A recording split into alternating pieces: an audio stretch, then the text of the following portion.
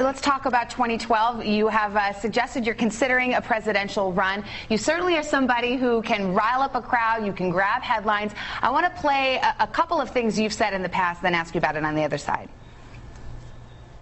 One, that's the number of new drilling permits under the Obama administration since they came into office. To think that government has to go out and buy my breast pump for my babies. Well, the President of the United States will be taking a trip over to India that is expected to cost the taxpayers $200 million a day. In the 1970s, the swine flu broke out then under another Democrat president, Jimmy Carter.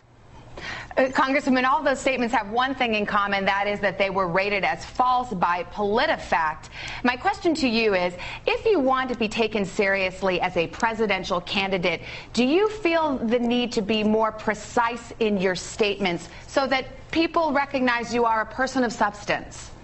Well, I am a person of substance. I have a law degree. I have a postdoctorate degree in tax law. My husband and I have started 2 clinics. We own both of our businesses. We've been married 33 years. We have 5 biological children. We've raised 23 foster children. Do you think you've been a little loose with the facts sometimes? We, together with other parents, started the first charter school in the United States for K-12 students. I have a very substantial background. Yes, it's important that we have accuracy, but take a look at President Obama's credibility. He's the one who said if we pass this $1 trillion stimulus package that we wouldn't see unemployment go above 8%. But Congresswoman, I asked about you and some of your statements. So had credibility. Okay, but in the interest of personal responsibility, those were your statements that were ultimately deemed to be inaccurate. So my question is to you, how will you change your rhetoric so that people understand you are a serious person who has credibility on the big issues?